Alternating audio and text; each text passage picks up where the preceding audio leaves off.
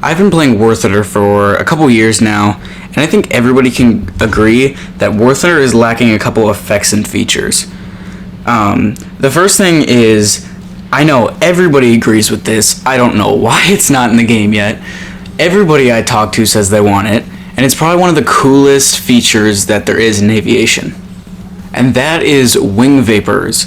So it's the same thing as the sonic boom cloud. It's just when you squeeze moisture out of the air and it creates like a mist fog thing around the wingtips.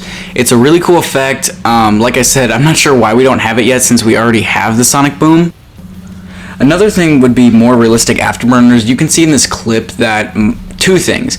My afterburner looks like a blowtorch, and second of all, it's when I turn off my afterburner, it's just an infinite black hole.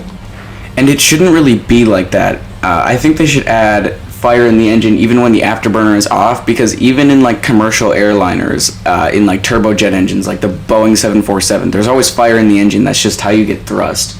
And obviously the afterburner right now is a little unrealistic. Another thing, it's a very small thing, is to make flares look a little bit more realistic and have their like, I don't know what you call it, floating down effect be a little bit more realistic. But we have made wonderful progress from the original flares, so it's not a huge priority. Another thing I think we really need, and especially before Fox 3s, is nerf the ground clutter effect. Yeah, everything I look at says you have to be like literally just like basically hugging the ground to like have anything hit you. At this point, you only have to be like 2,000 feet off the ground. In real life, it would be like maybe at most 500 feet. And that kind of ruins the whole Fox 3 thing when all you have to do is just stay low to the ground and then you dodge like 6 missiles at once. Yeah, I know it kind of has to be in the game right now just because of the huge player count, but that's another thing that I'm not really going to cover. Go check out my What ARB Needs video for that.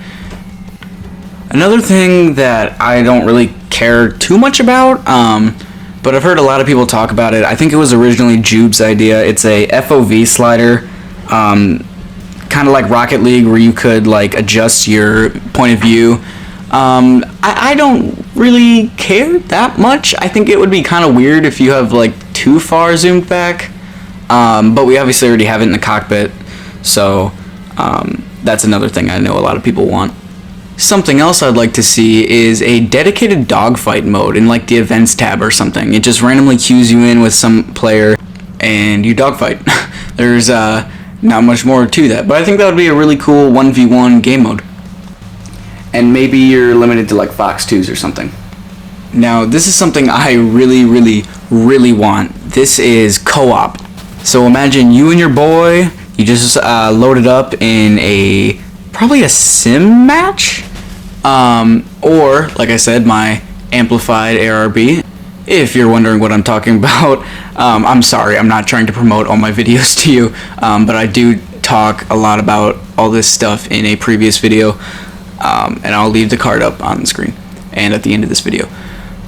And obviously there's not too many twin-seater aircraft out there. There's obviously the F-14 Tornado, some of the upgraded Su-27s, the E/G-18 Growler, stuff like that, and also helicopters. I think that would be really funny and would also add more to the flight sim style rather than War Thunder staying as more of an arcade style game. But yeah, these are some main things I want to talk about.